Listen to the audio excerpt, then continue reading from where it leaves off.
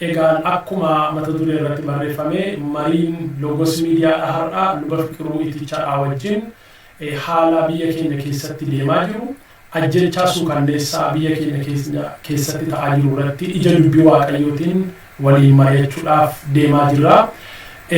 Gabaabaatti utuu gara sagantaa keenyaatti seenuu fuuldura luba Fiqiruu baga nagaadhaan gara Logos deebitee dhufte. Baay'ee guddaa galatamne boleessa koo Margaa Dabalii akkasumas Logos Miidiyaas baay'een galateeffadhaanis deebi'ee dhufuu kootti nan gammada. Akkasumas immoo dhaggeeffatoota karaa Logos Miidiyaa kana dhaggeeffataa jiran hundumaatti gaba jirtanitti ayyaanni Waaqayyoo araarri Waaqayyoo fi eebba Waaqayyoo isiniif baay'atu jechuun jaalladha. Galatoomi luba Fiqiruu wantoota yeroo dhiyoodhaas biyya keenya keessatti ta'aa jiran hundumaa waliin quba qabna. Keessattuu torban lama asitti amma ajjechaa suukanneessaan jireenya namaa jeequ, hafuura namaa jeequ, lubbuu namaa jeequ namoota baay'ee nagaa dhoowwate sanarratti waliin dubbachuuf deemna. Mee gara sagantaa keenya sanaatu itti hin darbini wantoota biyya keenya keessatti ta'aa jiran. Yeroo dhiyoodhaasitti namni mana hidhaa keessaa baafamee ajjeefamee gatamuun, namni ajjeefamee halkan bineensaaf kennamuun, namni ajjeefamee akka inni hin awwaalamneef bishaan keessatti gatamuun, ija namaa duraa dhoksaatti gatamuun, dhoksaatti ajjeefamuun amma aadaa mataa baramaa waan dhufe fakkaata. Biyyi sun biyya seera qabdu, biyya manni murtii jiru, biyya poolisiin jiru, biyya waajjirri poolisii jiru, biyya mootummaan heeraaf seerri biyyattii keessatti hojjetaa jiru keessatti ilma namaa akka kanatti ajjeesanii gatuun. Utuu mana murtiitti hin dhiyeessin, utuu yakki tokko irratti hin qoratamin biyya sana keessatti baramaa dhufeera. Kanaan dura wanta akkasii biyya sana keessatti hin baramu. Namni yoo yakkaan qabame yoo yakkaan shakkame mana murtiitti dhiyaata. Waajjira poolisiitu qoratee mana murtiitti dhiyeessa. Edda achitti mana murtiitti dhimmi isaa kun ilaalamee booda gatii isa gitu gatii balleessaa isaatii manni murtiitti murteessa. Amma garuu namni mana murtiitti dhiyaachuu iyyuu hanqatee akkasitti ajjeefamee gatamaa jira. Mee gaafa waan kana argite miira akkamiitti dhaga'amis maaltu keessa keetti dhaga'ame? Yaa boleessa koo Margaa baay'ee fayyaa ta'e gaaffii gaariidha. Karaa adda addaas namoonni kanarratti baay'ee duudhamanii garaan cabee garaan madaa'ee haasa'aa jiranii haasaan kun irra deddeebi'amees haasa'amaa otoo haasa'aa jiranii namni miliyoonii 50 gadi bahee haasa'e hin fixu. Kanaaf tarii namoonni haasaan kun irra deddeebi'ee itti fakkaatu haasaa nama cabsuudha. Namni tokko yeroo nama jalaa du'u nama sana yeroo owwaalan irraanfatu miti. Gaddi namarra tura jechuudha. Namni bara jireenya isaa nama mana isaa keessaa irratti tokko bara jireenya isaa amma jiraatutti gaddaa fi haasaarra deddeebi'amaas miti kuni.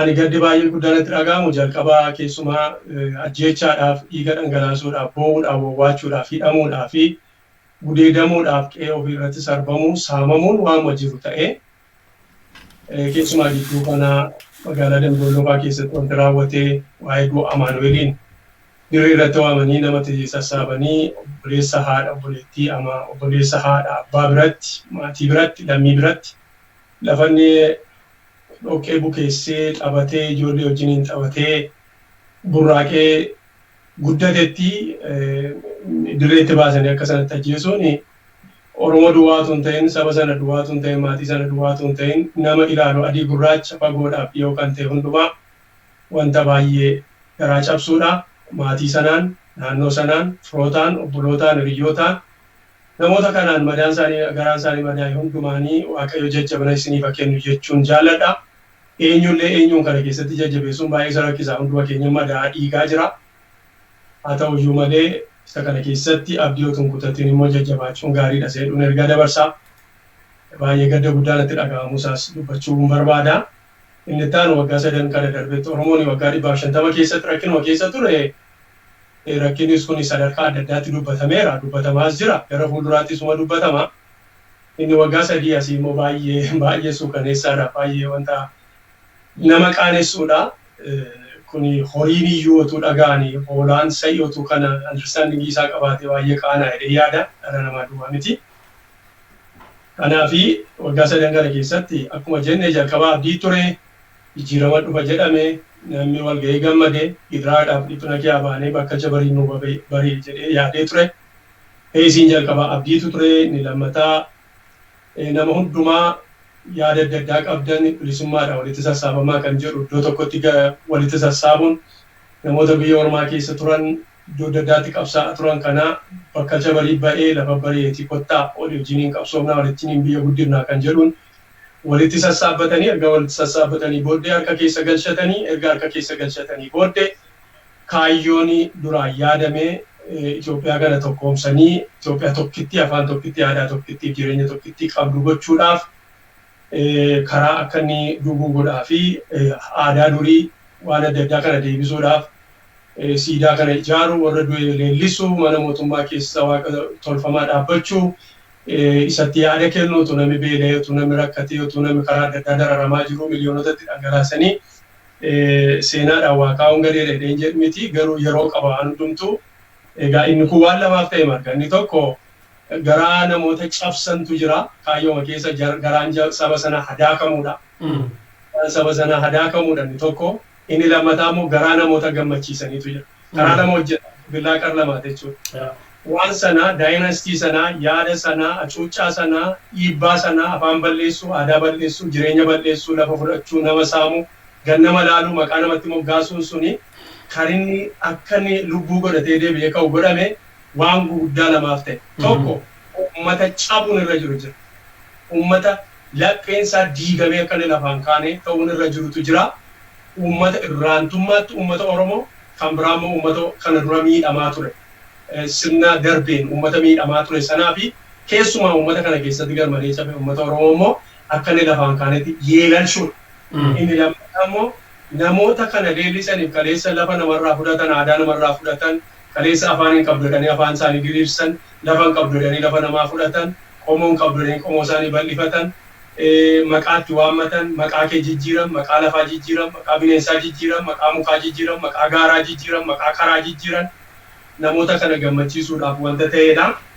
Egaa walumaa gala isa booddee maaltu ta'e erga sassaabatanii akka gashatanii booddee dizarnidii ta'ee adda adda ba'ee isa isaan deeggaruuf isa isaan deeggarre addaan baafatanii iddoo lamatti gargariiran namoota kana innis power and prison namoota caladanii sanaan buluu danda'an poweriitti geessan humnatti geessan aangessuutti deemsan namoota kanaan morman immoo in prison godhan prisoniitti geessan destination isaa gaa power and prison ta'ee gargarchite. Warri yeroodhaaf kana leellisan warri jireenya namaa saamuu barbaadan warri har'aaf buluu barbaadan warri maqaa hin beekne gara paaworii dhaqanii warri kan immoo gara prisonii dhaqanii lamaan isaanii achuma irratti ilaalaa jirra. Gadadoodhaaf dhiphin nu irra jirru salphina Oromoon irra ga'ee hin beekne salphina Tigreen irra ga'ee hin salphina sabii Tigree salphina sabii Oromoo amma bira hin geenye hin dandamanne sababii ta'eef sabaaf sablamnoonni adda biraas salphina har'aa saba Tigraayiidhaaf saba Oromoo irra ga'aa jiru. Uma isaanii irra ga'aa yeroo isaa jechuudha wanti tokko hin ta'u taanaani gadadoodhaaf dhiphina akkasiitu natti dhaga'ama mooraasa'uun hin danda'ama garuu akkanuma yoon jedhe gaariidha margaa konga.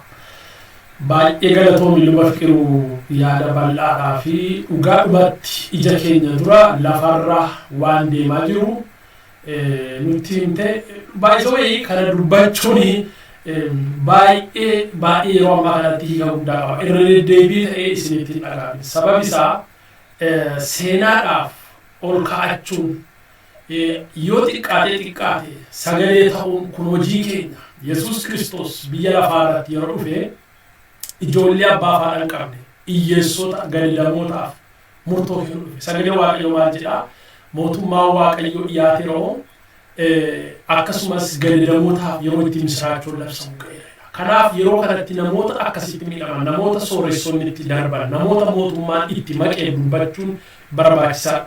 Mee luba Fiqiruu gara gaaffiitti dhufnaa ajjechaa suukanneessaan biyya keenya keessatti amma ta'aa jiru kun ija dubbii Waaqayyootiin attamitti ilaalama. Kana yeroo dubbannu biyyi sun walakkaa ol maajoritiin kiristiyaanota.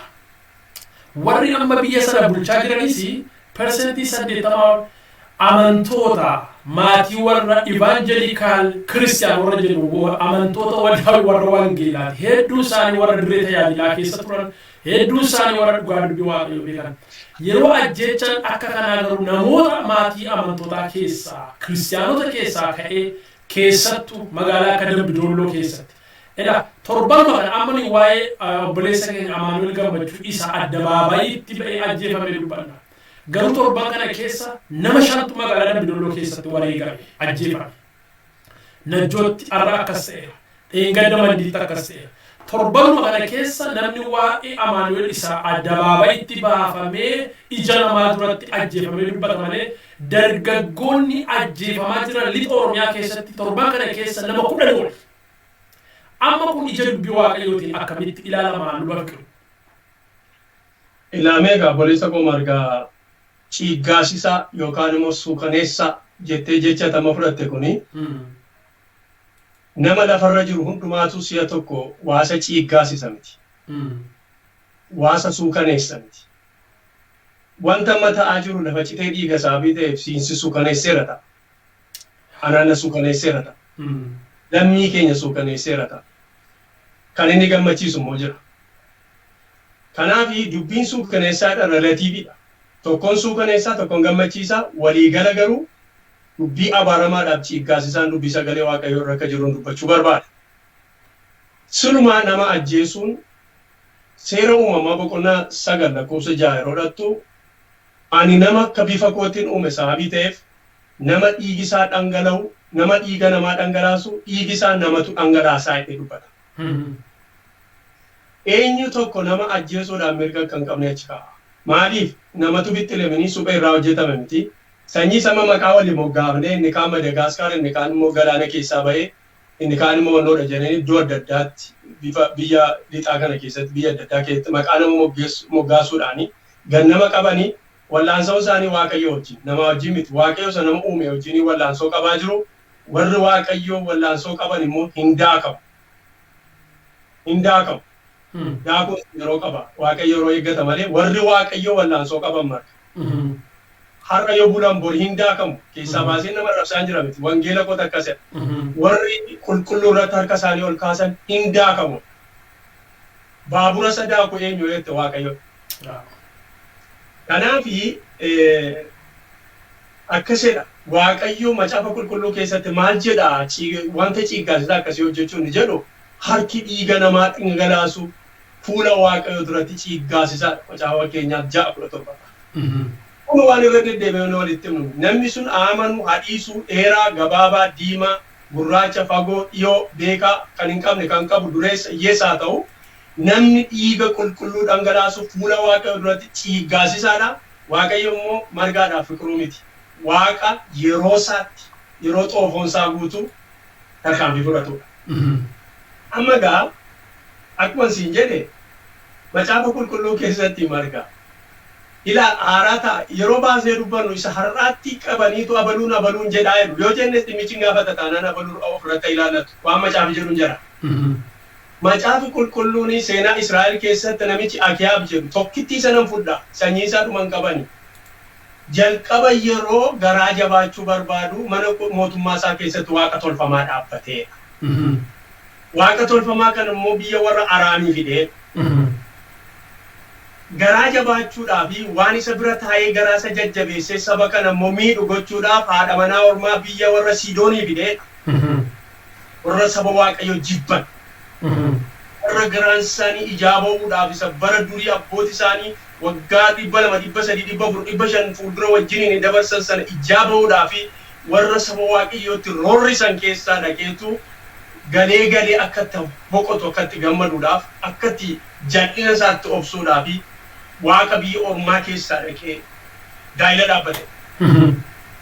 Mana mootummaa isaa keessa jal'ina dhaabee jedha Asheeraaf waaqa tolfamaa Ba'aaliin dhaabee. Namni tokko marga garaa jabaachuudhaaf mana mootummaa isaa keessa dura waaqa tolfamaa dhaabe. Istaachuun kaleessatti namni dhumaa ture waaqa tolfamaadhaan. Haadha hiyyeessaadhaaf buddeen bitu ijoollee mana barumsaatti hin ergu ati hawultii achi dhaabbachuun kee seenaadhaaf yoo ta'e immoo iddoo tokko yoo dhaabbatee yeroo isaatti wannoo ta'a.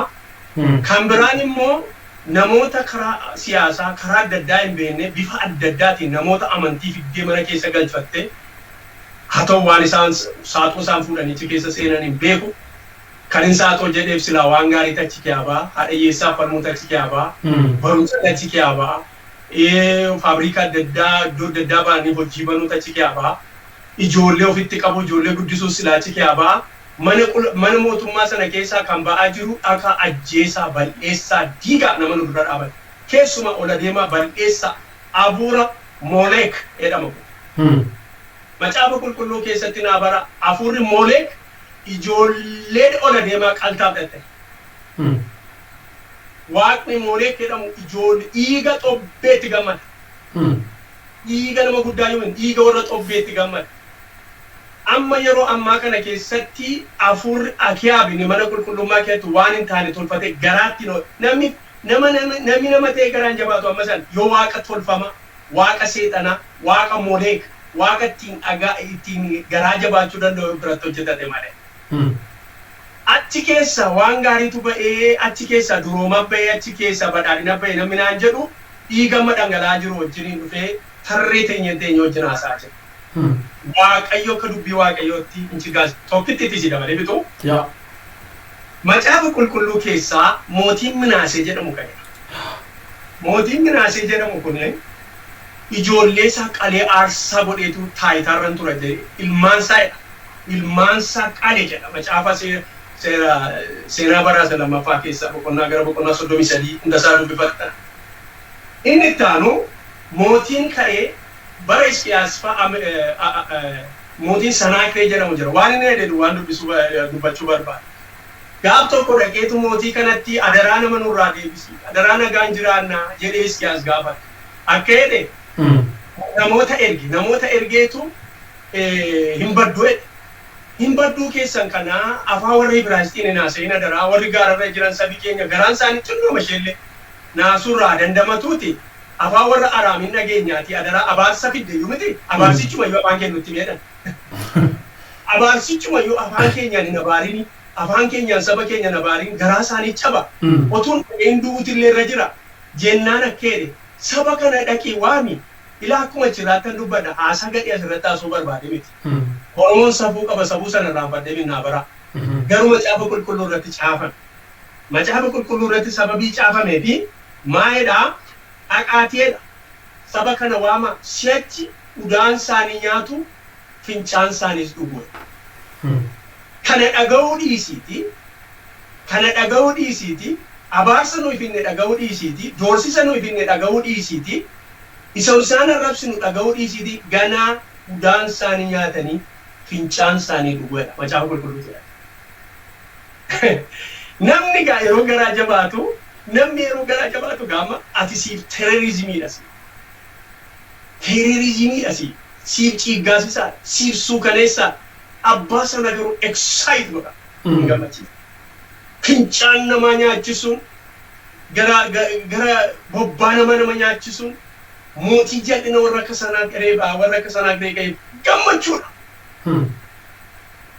Inni lolaan lola'ee mo'atee galu inni yeroo isaatti daaku daakee isa fayyisu inni hin irraanfanne Isaayaasiin ergee akkase yaa Hisqiyaasiin sodaatine namicha kana ani kottee ni dhufeen gara mana isaatti deebisa. Waan tokkoon gurra isaa keessa buusa gara qe'ee isaatti deebi'a atis nama gumaa hin taatu namicha kana jettee. Namichi mana isaatti galee utuun waaqa tolfamaaf gola isaatti sagadu ijoolleen isaa hangafaaf qotisuun dhufanii bakka godhanii qalanii. Harka Hisqiyaasitti du'e. Maal isin jechuu fedhe kana kan hin kaasuu seenaa kana kan hin kaasuu fi mootonni ganaa bobbaa keessan nyaattu ganaa fincaan keessan dhudduu ganaa sirriitti isin gasha jedhan ka'aniiru macaafa qulqulluu keessa jiru moo jiru kanatti. Garuu maal ta'aniidha? Sabi sun darbee jiraate isaan garuu hin daakaman. Kana macaafi qulqulluuni saba kootiin haadha waan hin ittimuu barbaadu. Waaqayyo jiraataadha abdiin kutatinaan jedha. Ameen. Macaafi qulqulluun inni cabsee kan rabanu isin dura baasaa bitee fi jedha. Hin sodaatina inni cabsee kan rabu isin dura baa'e. Maa jechuudha kun rafaa mugaa callumadha sa'aatii 24 kadhadhaa jedhama. Waaqayyoon utuu garaagaran kutin kadhadhaa waan hojjechuun isirra jiru immoo hojjedha waan ittiin ofirraa eeguun isirra jiru immoo ofirraa eega sabni koo saba biraa akkamiin saba biraa daangaa isaa akka cabsu saba biraa afaan isaa akka balleessu saba biraa maatii isaa akka balleessu daangaa isaa akka balleessu qabeenyaa isaa akka balleessu hin eeyyamu sabi koo garuu mana isaa akka eeggatu nan barbaada sabi koo garuu kaloosa haadha manaa isaa ijoollee isaa akka eeggatu nan barbaada diinoo isaa dhala isaa akka eeggatu nan barbaada sabi Oromoo dhaqee biyya Tigraay yookaan biyya Amaaraa dhaqee akka nama hubatti buusu hin barbaadu yoo gargaarsaaf dhaqe malee yoo gargaarsaaf dhaqe malee yoo tumsuu dhaqe malee yoo wangeelatti himuu dhaqe malee yoo dandamachiisuu dhaqe malee garuu sabni keenya namni namaa difeensi makaanizimii qabu buddeen kan nyaannuuf dhukkuba ofirraa dhoowwuudhaaf kanaaf wanti amma jiru kun macaafa qulqulluu keessatti ciiggaasisaadha waaqayyo immoo isa jal'aa utuu gatii hin baasisin hin dhiisu baay'ee galatoomii luba Fiqiruu yaada bal'aa macaafa qulqulluu keessa deemtee seenaa macaafa mootonni macaafa qulqulluu keessatti qaban hedduu nutti kaaftee sagalee waaqayyo irraa qabdee waa baay'ee nutti dubbatte dhugaadha namni waan facaase in haammata namni waanuma facaase galfachuuf jira waan hin facaasin waan ittiin dadhabin waan hin hojjetin hin galfatu ooyiruun keenya maasiin keenya galgalli keenya dhumni keenya hojiin har'a hojjennu taati kana namoota baay'eedha seenaa mootummaa Itoophiyaa irraa barachuu dandeenya amma wanti baay'ee nama gaddisiisu warri Itoophiyaa bulchan mootonni Itoophiyaa walii isaanii irraallee hin baratan yoo ilaalle Haayile Sillaasee Liijii Iyyaasuu ajjeesee aangoo fudhate Darguun Haayile Sillaasee ajjeesee aangoo fudhate Mallasaan Mangistuu Hayilasillaasee aangoo fudhatan warri ammas warra isaan fuuldura sossobee harkaa fudhatee eddasi booda waraanatti galan achas deebisanii ammas waraanatti galan biyyi kun yeroodhaa gara yerootti guyyaa hundumaa wal waraansi kun yoom dhaabbata kan jedhu gaaffii nama hundumaati eenyu bira ga'ee dhaabbata eenyutu waraansa kana dhaabee biyya sana gara dimokiraasiitti gara bilisummaatti gara ilaalcha walqixxummaatti ceesisaan gaaffii nama hundumaati egaa amma gaaffii keenya kontekestii dubbii waaqayyoo keessa dhaabannee dubbanna luba Fiqiruu ammas gaaffii tokko gara keetti deebisa yeroo rakkinni ulfaataan akka kana deemaa jiru kana keessatti luboonni waldaa yookaan geggeessonni waldaa kiristaanaaf waldaan kiristaanaa biyya keessa jiranis callisuun filachuun isaanii kun maal jechuudha fakkeenyaaf Dismaant Tuuttoo akkana jedha yeroo nama miidhamaa jiru tokko argitee calliftu gara namicha isa miidhaa jiraataa jiru sana ta'uu keetii jedha utuun miidhamaa jiru yoo na dhiiftee na bira dabarte utuun du'aa jiru utuun rakkachaa jiru yoo na dhiiftee na bira dabarte namicha na miidhaa jiru deeggaruu keetii jedha tarii akkas ta'uu isaaniitii waldaan kiristaanaa yeroo ammaa kanatti callisuu filachuun isaanii geggeessitoonni waldaa kiristaanaa callisuu filachuun isaanii karaa biraa wanta deemaa jiru kana ni deeggaru maal jechuudha akkamitti ilaalamee jira dubbii waaqayyootiin callisuun geggeessitoota waldaa kiristaanaa yookaan waldaa kiristaanaa dhaabaa baay'ee galatoome boleessa Gomargaa ilaa dubbiin sagalee waaqayyoo birmaduutti akka jiraattaniif Kiristoos birmaduu isin baasee ati maqaama kee kiristaana jettee otoo hin ta'in birmadummaa karaa wangeelaa karaa hafuura qulqulluu karaa dhiiga ilma isaa Yesuus Kiristoos ija jabina argachuu danda'u sirra ija jabina hin qabdu taanaan maqaan eessaa nuus hin geessu amantiin kiristaanaa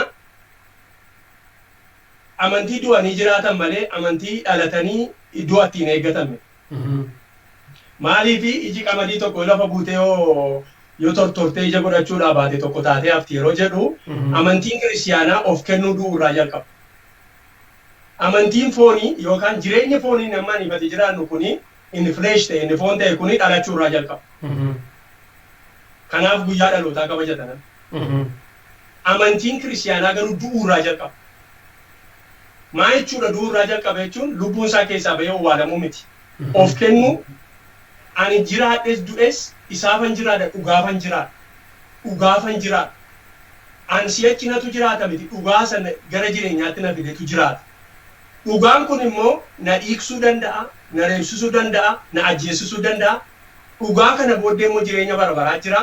Dhugaa kanaaf yoonas biyya lafaarratti foon koo miidhame jireenya bara baraan immoo achirratti jiraadha jedhee nama hafuura waaqayyoon bilisoomeedha malee nama waldaa dhaqe miti. Ani amantii eessatti akka safarru shinii tokko ta'e, baallii tokko ta'e, barmeela tokko ta'e, gaanii tokko ta'e amantii akkatti safarru hin beeku. Amantiin akkatti safaramu Maatiyos boqonnaa 17 Maatiyos 7 yeroo dhattu iji namni tokko kan inni ittiin beekamu ija isaatiin beekama amantiin tokko namni amanu tokko. Amanaan kanaan achi namni waldaa dhaqee yookaan jaarsolii waldaa ta'e yookaan lallabee yookaan faarfatee wanta inni godhu miti. Amma gamaan siin jechuu qabxii koo waan baay'ee kaasuun hin danda'ama. Ati birmadummaa qabaachuu qabda. Birmadummaan foonii barachuun maal gochuun filamuun dura taa'aa ta'uun paasterii ta'uun waal ta'uun daaqunii ta'uun lallabaa ta'uun sodaa jalaa siin baasu. Sodaa jalaa inni si baasu amantiin sun birmadummaa si baasuu isaa mirkaneeffachuudha. Akkas. Kamera akkasiin siin jedha. Maaliif cal jedha yoo jette waan baay'eedhaaf cal jechuu danda'u. Tokkoffaan sodaadha akka nama siin jedha. Maaliif akka jedhu beektaa? Jaalalatu waaqayyo wajjin qabdu akkati lubbuu kee dabarsitee laattuu godha. Jaalalli iddoo ka'ee sodaa darbatee gataa saabii ta'e. Waan itti waamamte kanaaf ati cichitee achi jirta taanaan humna sodaa si keessaa jirtu. Waan akka kiristaanaatti sodaachuu qabdu hatuu, ajjeesuu, nama ganuu, namatti darbuu, dhiiga namaa dhangalaasuu, waan namaa saamuu, maqaa nama balleessuu, sobaan dhugaa ba'uu, ajjeesuu, jibbuu, weenna'uu kana sodaanu. Kanaan achi dhugaa dubbattee waan sirra ga'e hundumaa guddinaa tumsaafaa akka xammateette lubi guddinaa tumsaafaa Desmond Tutuun faa Martin Luther King faa isaan kun hundumtuu luba. Luba sababii ta'eefi birmadummaa argachuurraan kan ka'e foon isaanii kana akka isaan dabarsanii kennan dhugaadhaaf. Dhugaati foon isaanii kana ilaa ati kan dhugaati. Ya beekumsa ko ati kan dhugaati. Ya lubummaa ko ati kan dhugaati. Jaarsummaa ko an dhugaati. Kan maalu ani dhugaa ala hin qabu. Yoo ani dhugaan qabu ta'e isin hundumtuu irratti gatii hin qabdan. Kanaafi an dabarsee dhugaaf isinii kenneera jedhaniitu lubi guddinaan faa lubi Desmond Tutuun faa kuni Desmond Tutuun faa Martin Luther King faa Dietrich Bonhoeffer faa namoonni akkas of kennan kuni bilisa ba'an foon isaaniiti. Namoonni foon isaanii garbummaa jala jiranii bilisummaa hafuuraa hin qaban sababii ta'e Ameerikaa isa jiraatanii baadiyyaa keenya isa jiraatanii magaalaa Finfinnee isa jiraatanii iddoo isaan jiraatan waliin caalu birmadummaa hafuuraan arganne taana nama lama dura hin dhaabatan muummicha ministeeraa dura dhaabachuu dhiisi. Loltuu dura dhaabachuu dhiisi. Dhaabatanii iddoo wanni gochuu dhiisi nama lama nama sadi dura hin dhaabatan. Maaliif birmadummaa hafuuraa barbaada malee maqaan itti waamamuu hin barbaadu siin jedhu hin barbaada. Inni lammataa of gurguruudha. Of gurguruu. Yeroo of gurgurtu gooftaan Yesuus Kiristoos namni mootii lamaaf hin bitamu isa tokkotti bulee isa tokko gana malee namni qabeenya yookaan horiidhaaf yookaan waaqaaf hin bitamu. Maal jechuudha kuni horiin waaqaa inni lafa kaa'usaaf Maatiyos boqonnaa 6. Horiin waaqa yoo tamanan waaqa yoo ganan garuu horiin itti gargaaramu hin bitu harka jala galchatu irra ejjetanii itti dhimma ba'u itti nyaatu itti dhugu itti gammadu dhimma itti ba'u. Garba nama hin godhatu garba godhatee itti gargaaramta horii. Warri garuu birmadummaa nama siin jedheen qabne kuni horiitu garba isaan godhata. Dhugaatu garba isaan godhata. Ergamaa kan isaan godhatu waaqa jiraataa miti. Nama miti. Nama gargaarsa barbaadu isaan ergatamu sarbantu huddii ta'uuti. Isaan maal ta'a opportunistii ta'u. Horiiti isaan bita. Horii irra ejjetu horiiti isaan irra ejjetu. Garaa irra ejjetu garaati isaan irra ejjetu. Maqaa irra ejjetu maqaati isaan irra ejjetu. Si galee? Kanaaf inni lammataa of gurguruudha. Kanaaf mootummaan maal akka godhe beektaa? Biyya kanaa nama hundumaa dimokiraasii dheedee walitti sassaabbatee hundumtuu shaantaa fudhatee inni karaa galu galee garaa bakka garaa tokko taanaa walii dhiibnaa garaa waaqaa qabaannaa qalbii jijjiirranneerra innaan yeroo dhaqanii sassaabamanii kaampii tokkotti galanii fi kaampii sanatti galuuni warra abbaa garaaf warra abbaa sammuu gargariidhaan. Akkuma siin jedhee warra abbaa garaa gara mootummaa warra abbaa sammuu immoo gara maneedhaa fi gara dararamaaf gara du'uutti adeeman. Kanaafi kuni testiidha. Testiin istaatuuttiin Oromoo yookaan saba biraa arrabsan achi kaa'uun testii gochuudha. Testiin ijoolleen abalu teeroristiidha qeerroon jechuun testii. Afaan hin barbaachisu aadaa hin barbaachisu lafa hin qabdan jechuun testiidha. Abbaan kana dandamatee isaanii wajjin ta'e abbaa garaati. Akkas. Abbaan kana dandamachuu dadhabe du'aan mana hidhaati isa eeggata. Warra kaan mana hidhaati qabna, warra kaan boolla keessaa qabna. Ayyaanaan akka dubbii waaqayyootti warra dhugaadhaaf darban immoo mootummaa waaqayyoo barruusaa kaasuusaa keessa gad jiranitti naman akka luba tokkooti. Amma gaa discernment teestii kennamu. Yeroon kun teestii kenne namoota. Waldaa keessatti fatanaa jira, qormaata jira. Hawaasa keessatti qormaata jira. Paartii keessatti qormaata jira. Lafa fudhachuu keessatti qormaata jira. Horii keessatti qormaata jira. Oromoon waggaa 3 kana keessa final examii fudhate. This is a final exam. Final examii fudhate, final examiin sun yookaan qansiraatti si gashaa yookaan yuunivarsiitii si gashaa biyya keenyaatu. Yookaan qansiraatti si gashaa yookaan yuunivarsiitii si gashaa. Final examiin isaa hojiin isaa kana. Isa kaan saba isaaf akka inni yaadu godhee mana hidhaatti yookaan ajjeechaatti lubbuu isaa kennuutti kenne. Isa kaan garuu seexanaaf qansiraa hojjechuutti galche. Ani eewu tokko arrabsaan eewu tokko tammina gurbachaa jiru. Dhiiga namaa kan dhangalaasu hundumtuu seexan. Itoophiyaa keessa amma yoo jiraate marga walitti himte hafuura guguddaa lama jira. Akka nama murteessita. Mine blood sucking spirit. Hafuura dhiiga dhugu. The second, the spirit of lie. Hafuura soba. Hafuura dhiiga dhugu mana mootummaa keessaa ka'ee kan organized ta'e akka bara Akiyaa. Kan akka Moleekii fi ijoollee aarsaa godhee kennu. Hafuura immoo gararraati kaasee amma gajjallaatti toora sana keessa kan jiran hafuura sobaadhaan dibaman. Hafuurri sobaa sun waldaa kiristaanaa keessa gale. Hafuurri sobaa sun paartii siyaasaa keessa gale. Hafuurri sobaa sun mana mootummaa keessaa dhangalaa maddisaa achii dhangalaa. Achiiti kan inni dhangala'u. Kanaafi hafuura kanatu dhangala'eera of gurguruun teestii final teestii fudhate Oromoo. This is a final test. Inni sadaffaa fi inni dhumaa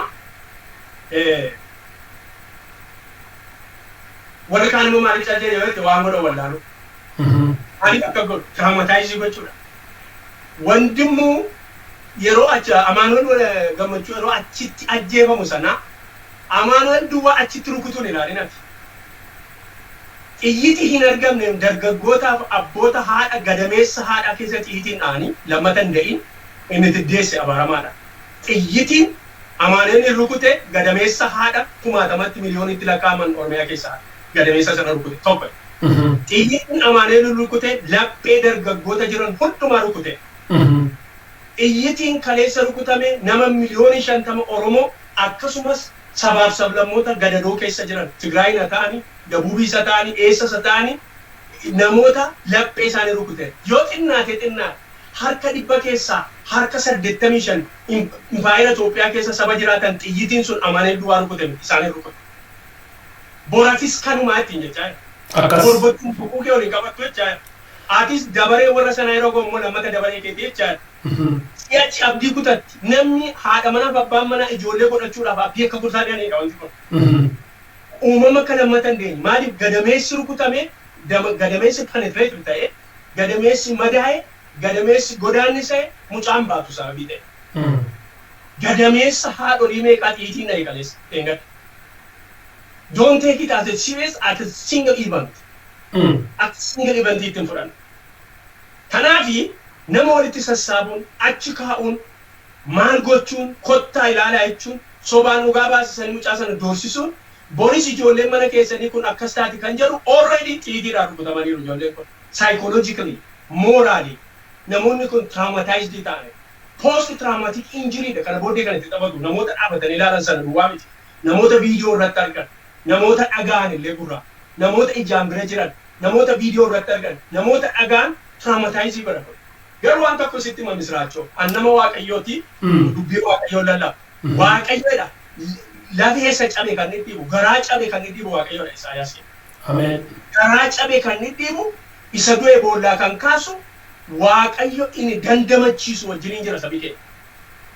Kanaaf waaqayyo gatiin baasa teenya argina gatiin ni baasu immoo isa qalbii jijjiirratu qalbii jijjiirrannaa kenneefi amma deebisa yeroon amma labsa isa dide garuu waaqayyo hin daaka. Maaliif sanaa kiree daake? Baay'ee galatoomi. Ulfaa fitattee baay'ee galatoomi luba dhugaadha lolli yookaan waraanni deemaa jiru waraana qorqalbii dabalata.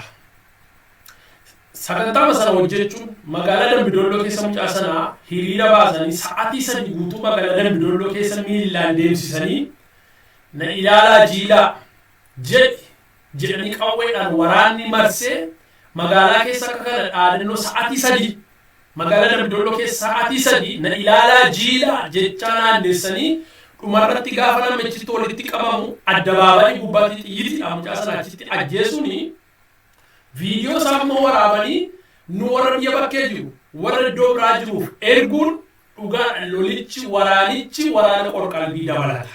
Tokko lammata amma lolli yookaan wal'aansoon uummati keenya keessa jiru kun foonii dhiiga duwwaa miti siyaasa duwwaa miti afuurris duuba jira.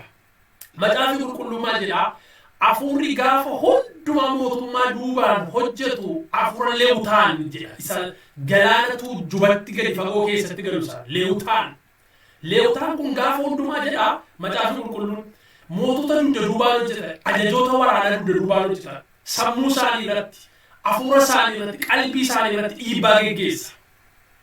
Yeroo biyya keessa konfereensii deemee tajaajilaa ture yeroo hundumaa afuura kana namoota biyya bulchan namoota gara poolisii gara kaabinee hidhannaa siyaasaa hojii siyaasaa hojii security siyaasaa irratti bobba'an irratti nan argaa iyyeeba afuurri kun yeroo baay'ee dhugaadha afuurri kun namoota irratti hojjeta. Kanaaf lolli keenya kun waraanni keessa jiru kun kan qorqalbiiti kan afuuraati kan siyaasaati kan fooniiti kanaaf iyyuu kadhachuun murteessaadha jechuudha. Amantoonni biyya lafaa jirtan namooti nu dhaga'aa jirtan kadhachuun murteessaadha. Akkuma falmannu waaqayyoo durattis bo'uun falmachuunis murteessaadha. Lolichi immoo lola qorqalbii harka nama kennachiisuuti. Kanas beekna irratti hojjechuudha. Viidiyoo isaa waraabanii gadhiisuuni siin iddoo biraatti terroraayiz gochuun si shoror keessuun abdii si kutachiisuudhaaf. Asumaan waa tokko dubbadha. Karaa biraa immoo bu'aas qaba waanti godhamu. Kumaan akka namni mootummaa kanarraa raawwatee abdii kutuufis godheera. Keessattuu dargaggeessi yoo mana warra isaa taa'es hin du'a. Kanaafiyyuu mana warra isaa taa'e addabaabayii biyya dhalatee guddate keessatti ajjeefamurra akka inni falmaa kan biraa filatuuf kakaasa. Fakkeenyaaf Amaanu'eel hiriyaa wajjin dhalatee guddate qaba. Fira qaba. Hiriyaa ollaa qaba. Hiriyaa mana barumsaa qaba. Mana barumsaa mucaan kun keessatti bara hundumti waan kana arga. Magaalaan sun hundumtu arga. Mucaa wal dhaalaan gaafa sana caabatee ilaalu waan hubatu qaba. Mootummaan kun baay'ee hamaa ta'uusaa gara jabeessa cimaa ta'uusaa gocha kana hojjetee addabaabayitti immoo ifatti immoo nama hundumaatti agarsiisuun isaa sunis karaa biraa falmii uummati Oromootti jiru hidhannoodhaan falmiin hidhannoo itti jiru sun isa malee furmaata biraa akka hin jirre. Nagaadhaan falmattee mana murtiitti dhiyaattee waajjira poolisiitti dhiyaattee yoo haqa qabaatte haqqi kee beekame yoo yakka qabaatte immoo gatii yakka keetii seensitti murame akka hin baafneef sun ragaa guddaadha jechuudha. Kanaafiyyuu karaa biraa daandii biraa agarsiisa mootummaan an siin dhiisu mana murtiitti siin dhiyeessu ragaa sitti hin funaanu waajjira poolisiitti siin dhiyeessu battalamta si ajjeesa tarkaanfii battalaa sitti fudhadha.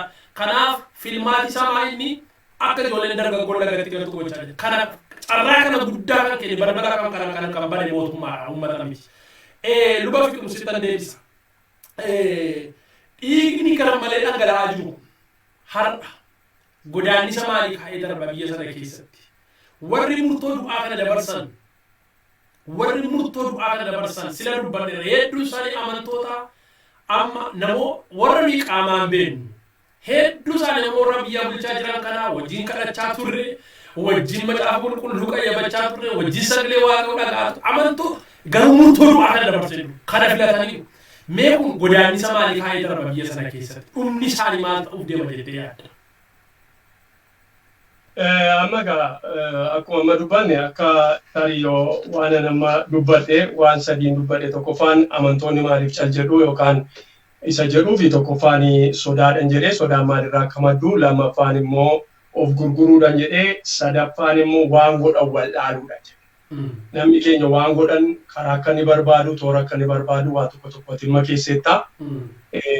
Namni garaansaa quuqamu, namni garaansaa boo'u miliyoonii 50 keessaa baay'ee hedduudha. Namoonni namoota gurguran baay'ee xiqqoodha achi keessa waan godhan wallaalu. Maaliif maal godhan wallaalaa? Waan hundumtuu waggaa 150 saba kana irratti wannoo ta'e malee sabi kun waan ittiin waa dhimma baafatu yoo harkaa waan qabu hin qabu. Bifa ittiin of eeguusa ta'u, bifa ittiin dinagdeessa ta'u, bifa ittiin naa'umsa mataa isaatii, kaloo mataa isaatiin eeggatus hin qabu. Waan godhan wallaalu waan baay'ee irraa maddaa yeroo biraa irratti haasa'uun hin danda'ama. Wanti kun sadantu caljechisiise. Warri waan gootan dhabdanii calluma jettaniif Waaqayyo karaa qaba.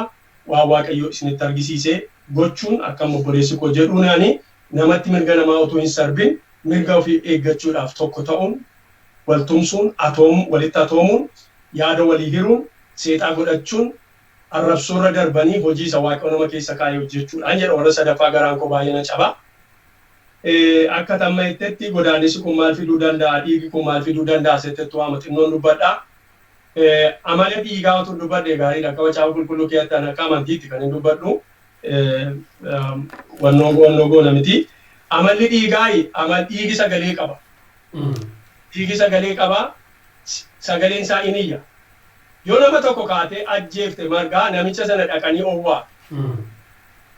Garuu dhiiga isaa dhattee owwaaltu dhiigi isaa inni fiizikaal ta'ee hin goga yeroo inni du'u hin gogaa foon isaa wajjin owwaala. Sagalee ta'ee lafarratti kana garuu jira. Sagalee ta'ee lafarratti hafnaan Qaayil Abeeliin yeroo ajjeesee dhiigi obboleessa keetii achi lafaa gara kootti iyyaa jedhama. Kanaaf namooti amma Yuunaayitid Isteet kana keessaa ilaalte waggaa 70 waggaa 65 dura warra nama ajjeesantu qabamaa.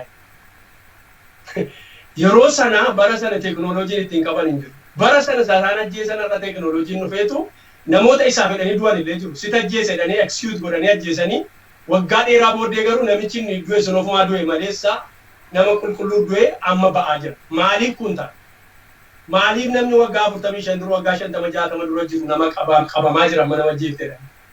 Misikirii gaafasii jira hundumtuu dhumaniiru. Nama sadii dhaqee masakkaree dhumaniiru warri inni du'es inni ajjeeses barri isaa ture isaa bitee dhumaniiru. Namoonni tokko immoo warri lubbuu nama jiran ajjeesanii namni tokkotu dhufee dhugaatti hin bahin Waaqayyo dhugaa irratti baasuudhaan kan ka'e amma qabamaa jiru. Maal ibsuudhaaf hin kana ibsu? Dhiigi namaa in iyyata sagalee qabaa isa jedhu dubbiin sagalee Waaqayyoo seera uumamaa boqonnaa 4 lakkoofsa 10 irraa hin dubbata. Dhiigi namaa nama balleessa. Dhiigi namaa qe'ee namaa balleessa.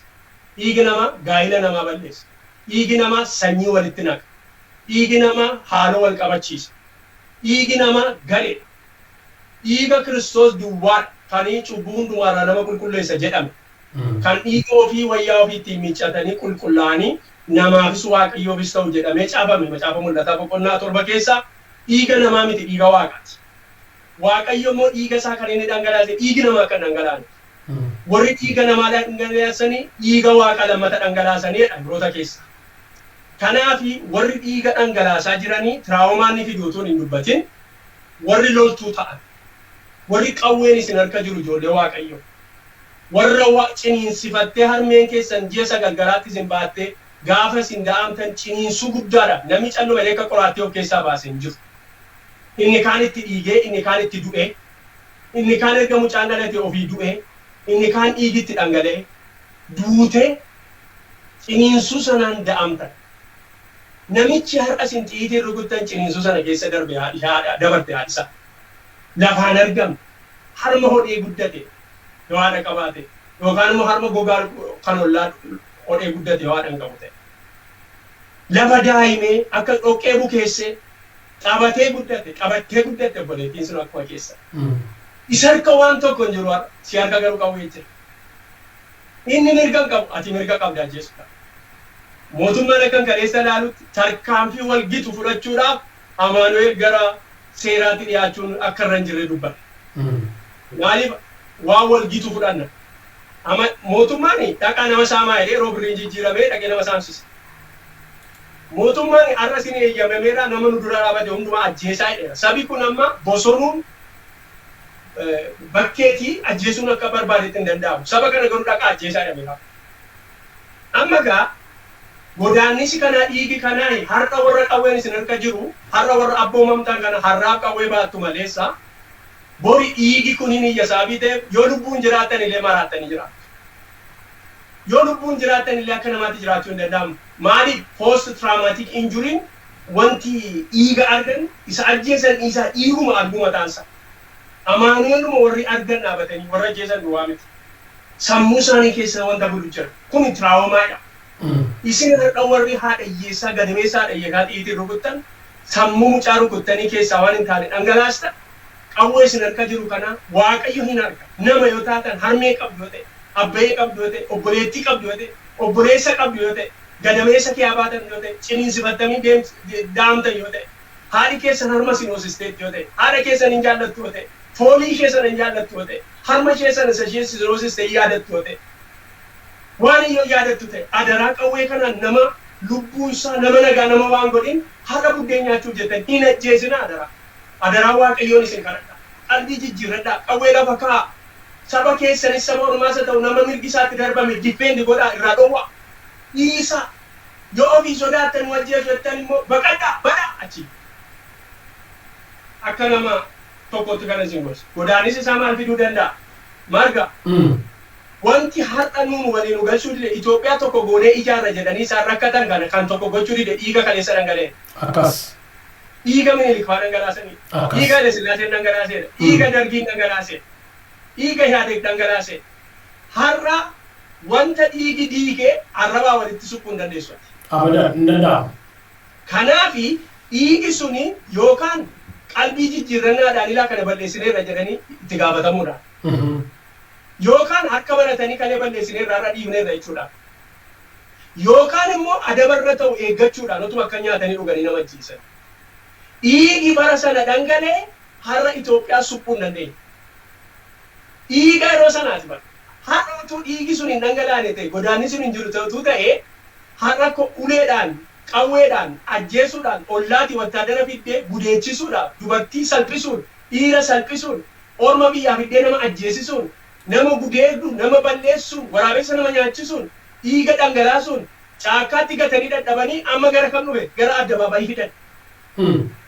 Caakkaatti gatanii raaftee ishee namni barbaadee horii kaffalee owwaallata amma garuu Oromoo ilaama hin dhufe addabaabayii yeroo kan Tigree addabaabayii Dabuubiit kan Guraagee kan Walaayita kan Kambaata kan Hadiyyaa kan eenyutti addabaabayii isaaniitti ganaa dhufa dhiiga akka kanatti. Kanaafi dhiigi kaleessa dhangala'ee addaddummaa har'a akkana fide bara. Dhiigi har'a dhangala'ummaa addaddummaa bara bara. Dhiigaan wanta gargar ba'e arrabaa walitti finna jechuun hin danda'amu. For example, Amaanuel terroristii eega ta'ee, Amaanuel shanee ta'ee, Amaanuel lama ajjeese, abbaa torbee ta'ee jedhan. Amma yeroo waa dubbatte tokko keessaa waan itti dubbanne keessaa waan hin fudhanne tokkoni Olaayitiri jaalalaan komentii godhe bira darba. Warri sun Haile Sillaasee irraa fuudhanii, warri sun Dargii irraa fuudhanii, warri kun hin fuune nama harkaayyuu itti hafan malee. Achumatti marcuma dura turanii nama ajjeesan irra taa'aniitu seera sana daangeffatamee mootummaa irraa fuudhanuu qaban. Isaan mata ajjeesaa ture waggaa 27. Maali terroristiidha nuti terroristii turreedhan. Har'a eenyu terroristiin nama haadha waamee, abbaa waamee, obboleessa xinnaa waamee, ollaa waamee, warra dhoqqee wajjin bukeessamu, warra wajjiniin kilaasii keessa ta'anii baratan, warra wajjiniin kwaasii qabatan, warra maal ta'u walitti sassaabee laakiin obboleessa keessa isin biratti ajjeefna isa jedhu terroristiidha moo? Nama mirga isaaf falmachuudhaaf waan godhu dhabee, lafa dhaabatu dhabee, mana dhabee, kaloo dhabee, jireenya dhabee, waan godhu dhabee, hospitaala keessaa dooktara otuu ta'uu gadi ba'ee, injiinara otuu ta'uu mana ijaaruu danda'uu gadi ba'ee, otuu neersii ta'uu, otuu maal ta'uu, otuu looyerii abbaa seeraa ta'uu kan caakkaatti dhaqee qawwee qabatetu terroristiidha moo? Buddeen dhiisee, buddeen furdaa dhiisee, steetoskooppii mormarra kaatee taa'ee nama ajajuu dhiisee, achi taa'ee pilaanii baasee hoteela fooqii ijaaree taa'ee birrii guuruu dhiisee, isa waan godhu dhabee, haadha isaa irratti rakkina, abbaa isaa irratti rakkina, qe'ee isaa irratti rakkina ilaaluu jibbee, mataan naanna'ee dhaqee ofirraa dippeendii gochuu isa barbaade terroristiidha moo? Isa miidiyaatti nama waamee nama ajjeesee beektota mana hidhaatti naqe. Adda Bilisummaa Oromoo, Kafaa'oo, Jawaar Mohaammed, Baqqalee Garbaa, Hamzaa Booranaa, Abdii Raggaasaa, Koloneel Gammachuu, namoota precious ta'an namoota mirga namaatti dubartii namaatti bu'an hin beekne mirga namaatti bu'an hin beekne kaloo namaatti bu'an hin beekne ofii isaanii difeendii godhan mana hidhaatti galchanii Amaanu'eelin madirakii irratti waamanii katamaatti waamanii warra ajjeesamoo warra addana yuunivarsiitii adda addaa keessa beekumsa adda addaa qabanii precious ta'an warra wadiin qiixee marra mana hidhaa jirantu terroristiidhamoo namoota kaloo isaanii eeguudhaaf jedhanii jireenya isaanii dhiisanii caakatti galantu terroristiidhamoo who is terrorist now? Terrorist. Kaleessa warra maseera irraa nutu ture terroristiidhani maaliif qalbiin jijjiirrachiisarree waamanii noo qalbii jijjiirrachiifneedhani sitti moo wanta tokko sitti beempita maqaan Kaatiriinaa jedhu maqaan Kaatiriinaa maqaa guddaa ture westernii kanatti keessumaa Iskaandineeviyaa keessatti dubartiin yeroo dhalattu persentii guddaan Kaatiriinaa moggaafamti erga herekeen Kaatiriinaan ka'e maqaan sun by 97% qanas maqaa herekeen Kaatiriinaati isaafi maqaa balaati isaafi ta'e maqaa balaati isaafi ta'e maqaa du'aati maqaa manni galagaluuti maqaa manni gubatuuti maqaa lubbuun baduuti maqaa labni gaggalagaluuti maqaa ikoonomiin cabuuti isaafi ta'e fi Kaatiriinaa kan jedhu maqaa moggaafatu westerniinis biltsiginnaa isa jedhan yookaan immoo badhaadhina isa jedhan yookaan prosperity isa jedhan kuni Kaatiriinaa ta'eera amma Itoophiyaa keessatti Wording kisaayu, wording masaayu agawuji jibbenam. Maaliif naan jedhe namni waraabessaa nyaatamuu fide biltsiginnichi. Ijoolleen mooleekiif waaqa tolfamaa isaanitti ijaarrataniif aasaa ta'utu dhufe. Kunoo namatu addababaayitti gara jabina dhufe, walii nyaachuu dhufe, walii ooguu dhiisuu dhufe. Nama ambulaansii keessaa gototanii nama mana kiimii dhaqu qaluu dhufe. Nama ajjeesanii waraabessaa kennuu dhufe. University professorii ajjeesuu dhufe. Namoota callumadanii fixuu dhufe. Kana biltsiginnaan dhiiga duwwaa, lafee duwwaa, boo'uu duwwaa, mankaraaruu duwwaa, fiqiruu duwwaa jedhaa jira mitiin kan. Awurooppaan jedhaa jira, Ameerikaan jedhaa jira, Amnesty Internationaliin jedhaa jira, European Unionin jedhaa jira, UNin jedhaa jira, miidiyaa guguddaan jedhaa jira, sobaa jirra miti. Biyya lafaa jedhaa jira, biltsiginnaa dhiigaa, biltsiginnaa lafee, biltsiginnaa biyya hormaatiif iddee dubartii keettiin gudeechistu, ijoolleettiin ajjeeftu, dhiiga qayyartu, dhiiga jijjiirratta jedhanii dhiiga keessaa direenii godhanii dhiiga dabraatti naquudhaaf dubartii wajjiniin ciisan biltsiginnaa kana dhufe. Har'a akkasiin jedha. Qalbii jijjiirradhaati amma mana hidhaati nama yaasaadha. Waa'een filannoo jedhamu kuni funyoo mormattoof kaa'eera mootummaa. Filannoon sobaa hin jiru. Dhaqaa namoota sana mana hidhaati yaasaa. Warra amma dhiiga isaanii dhangalaastan magaalaa Dambidollootti argamaa dhaqaa dhiifama gaafadhaa. Dhaqaati Arsiitti dhiifama gaafadhaa. Baaleetti dhaqaa. Tigraay walakkaa Maqalee dhaqaati dhiifama gaafadhaa. Beneeshaanguliin dhaqaa dhiifama gaafadhaa. Beneeshaangul Gumuziidha. Matakkalitti isa dhume. Karaa haqaa hin qabne dhume taanaan qomoo kamiyyuu ta'uu danda'a. Qomoo Amaaraa, qomoo Oromoos kanuma abbaa fedhee ta'uu danda'a. Nama innoosentii dhiigisaa dhangalee dhiifama gaafadhaa. Mirchaa keessan, korojoo keessan owwaala amma. Yoo kana ta'uudhaa baate dhiigaan isa gargar diigame arrabaaf malaammaltummaadhaan walitti qabne yoo ta'an it is a crisis. Sittin immoo United Statesin biyya cimtu, biyya guddoo 2001 dhatte biyya Afgaanistaaniin Taalibaaniin balleessuudhaaf. Taalibaaniin balleessuudhaaf 2001 dhatte waggaa 20 har'a. Waggaa 20 keessatti Taalibaaniin balleessu. Biyya Maammaarii yoo dhatte waggaa 64 wal lolaa jedhana. Lolaan hin danda'amu waggaa 64 amma yoona civil right jira Maammaarii keessa. Itoophiyaa keessatti Itoophiyaa sasaanii visualize godhanii istaachuu achi dhaabbatan they're not gonna see it arguun hin danda'amu. Maaliif dhiiga dhangaleessaa fi ta'e. Amma mootummaan only one way qaba. There is only one way. There is no two way mootummaa. There is no any inni qabu nama maneedhaati yaasu saba kana dhiifama gaafachuu diinummaa saboota gidduu kaa'e kana gidduutti baasu. ጠላትነትን የዘራው በአማራ በኦሮሞ በተለያዩ ጠላትነትን የዘራው መንግስት ነው። እነሱ አብሮ ኖራሉ። አብሮ መኖር ከፈለጉ በደም የመጣውን ይህንን ህልቂት እምቢ አንፈልግም። አንተ ነገ ነው የምትለው ዘላለም አገዛል አንቲ ነገ ነው የሚደረገው። እኛ ግን ልጆቻችን አብሮ ሊሆኑ ይችላሉ። ያንን ነገር አንፈልግም።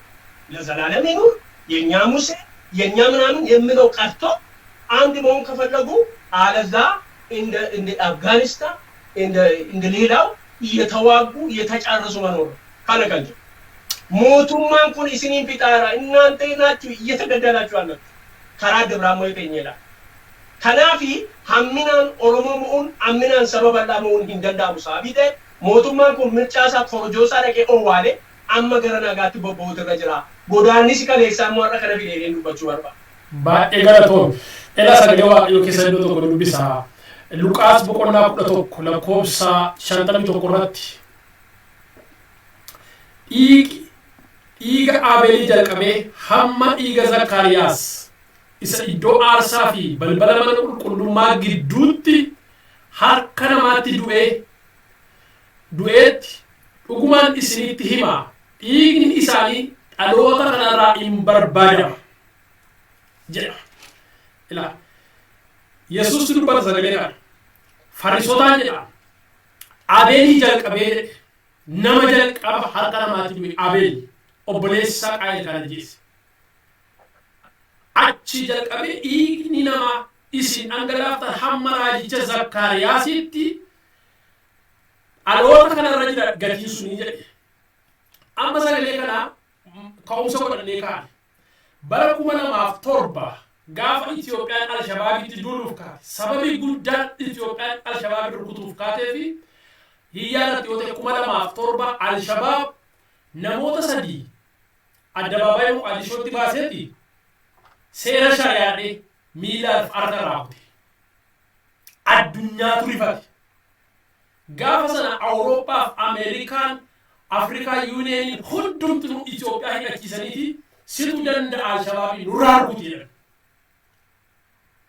amma gocha wal fakkaataa 2021 kana keessa mootummaan Itoophiyaadhaa addabaabayitti baasee nama rashane One Al-Shabaab kubala after hojjete harra mootummaan Itoophiyaa hojjete. So who is terrorist? Edda Al-Shabaab terrorist ite addabaabayitti baasee waan harkaaf miila nama guuteef warri addabaabayitti bee mataa namarraa morma namarraa kutus terroristii mataa lama. Amma waa'ee sagalee kanaa irratti dubbadha waa'ee dhiigaa irratti. Yesuus Kiristoos takka jedhe dhiiga abeelii jalqabee kan harka namaatti isin dhangalaaftan hamma raajicha Zakkaariyaasitti gatiinsaa harka keessan irra jire. Itiyoophiyaan dhiiga ilmaan Oromoo har'a dhangalaasaa jirtuuf Itiyoophiyaan gatii isaa baasuu jirti. Gatiin Itiyoophiyaan dhiiga ilmaan Oromoo har'a dhangalaasaa jirtu maqaa tokkummaa Itiyoophiyaatiin, maqaa egeree Itiyoophiyaatiin, maqaa maaloo Itiyoophiyaatiin dhiigi Oromoo har'a dhangala'aa jiru kun Itiyoophiyaa gatii ulfaataa baasisuuf deema. Eessaa jalqabee?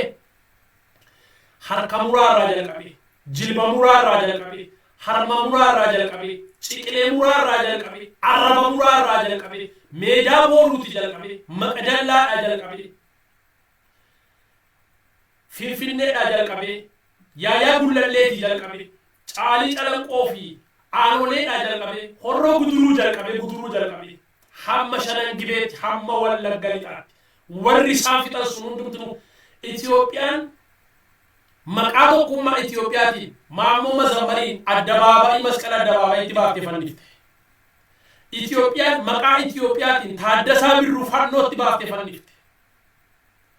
Gootota Oromoo hedduu fannootti baaftee fannifte.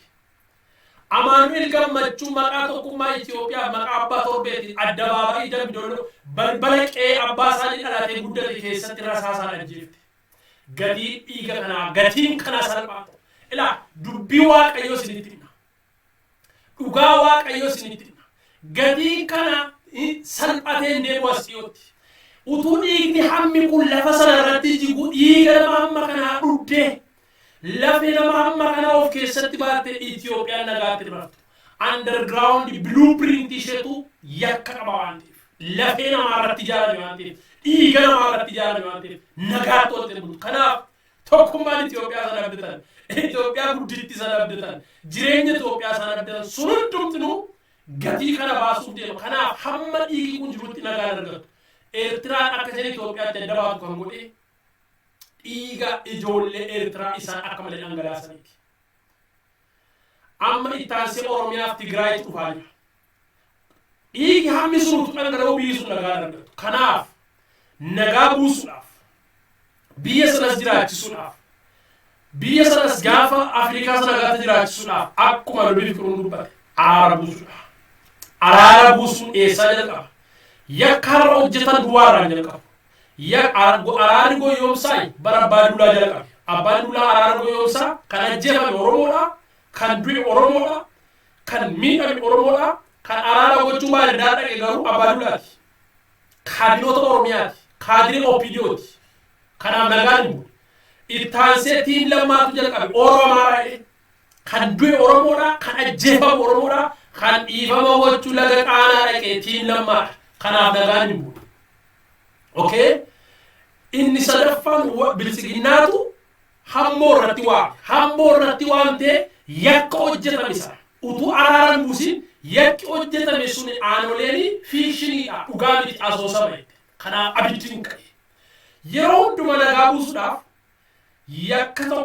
yakka hojjetame rikooginaayiz gochuun murteessaadha utuu gatiin Luba Fiqiruu miidhe gatiin si miidhe gatiin mana kee miidhe utuun dhiifama sin gaafatin utuun yakkan si godhe sana godheera jedhee hin amanin anaafati yoo araaramne araarichi dhugaa hin ta'u Itoophiyaan yakka hojjetame irra jettee warri Itoophiyaa bulchan yeroo hundumaa miidhaa sabootaa ajjecha namootaa dhiiga dhangala'oo kana awwaalanii irra ta'aniiti nagaa buufne takka yoo har'a hafellee oolee bula malee fanjii ta'ee awwaalamaa jira dhiigi har'a addabaabayitti dhangala'aa jiru dhiiga har'a dhiiga namoota har'a bineensi bakkeedhaa nyaataa jiru reeffa namoota har'a allaattiin bakkeedhaa nyaataa jirtu du'i namoota ajjecha hamaan suukanneessaa kun dhiigi dhangala'aa jiru kun fanji hamaa nikuleerii hamaa Itoophiyaadhaaf boriftaan dhoo'ee kan biyya sana galaafachuuf ta'u yakka amma raawwataa jiru ajjecha amma raawwataa jiru baay'ininis karaa barbaade ta'u ilma namaa ajjeesu sirri miti mirgi ajjeesu kan Waaqayyooti kanaaf ajjecha kana dhaabanii nagaa buusu araara buusu ala filmaatiin jiru filmaatii deemaa jiru kun jedhama kun immoo hin deemaa jiru filmaatii yeroo sadaffaaf arga darbeera ammas hin ta'u filmaati ta'u hin jiru nagaan jiraatus hin jiru kanaaf inni guddaan araara buusudha asumaan Luba Fiqiruu an yaada koos gaaffii qabus xumurira yeroo keenyas baay'ee deemera dhaamsa dhumaa qabduu dhaammattee asumaan sagantaa keenya guyyaa irraa goolabna. Baay'ee galatoomi obboleessa koo yaada gaggaarii qabxii gaggaariidha numa irratti kan itti kaastee baay'ee dinqiidha Waaqayyo si haa eebbisu. Egaa nuyi akka nama Waaqayyootti wanti wal labsinu abdii hin kutatinaa dhugaani maqaa namaa miti yookaan maqaa paartii miti dhugaa jechuun wanta namni walitti dhufee ijaare miti dhugaan waan namni walii galee har'aa kaasee akkasii dhufeeti paartii ta'uu danda'a dhugaan garuu Waaqayyoodha Waaqayyo immoo hin badu Waaqayyo immoo lafarraa hin badu Waaqayyo immoo owwaalamee hin hafu dhugaan har'a qabattanii jirtan kuni guyyaa gaaf tokko dirreetti baasee dhugaa sana akkasiin baatan hin godha. Dhugaan qawweedhaan hin mo'amu, dhugaan horiidhaan hin mo'amu, dhugaan miidiyaa adda addaa qabaatamee fi soba sobanii fi hin mo'amu. Amantoota jirtan kan inni isinitti dubbadhu akka nama tokkootti gumaacha rakkoo kanaaf bidiraa kana keessatti baasuun isinirra jiru baasuun baay'ee barbaachisaadha. Akka nama amantiitti immoo hafuura dhiiga dhuguudhaa fi hafuura sobaa biyya Itoophiyaa keessa dhangala'e kana cabsa hafuurichi cabuutu irra jira. Yeroo hafuurichi cabuu jibbi weennoon walirratti ka'uuf wal jibbuun kun hin garagala guyyaa tokkotti. Tokko akka namaatti gumaacha namarraa eegamu gochuun baay'ee barbaachisaa. Horii keenyaan, yaada keenyaan, sammuu keenyaan diina ofirraa eeguudhaan sana gochuu danda'utu nurra. Inni lammataa humna hamaa kan, humna jabaa kan, humna dhiiga dhugu kan, humna soba dhangalaasee guddaaf xinnaa kan hin qabne kan sobu kana hafuura Waaqayyo Waaqayyo jiraataatiin cabsaan jedha.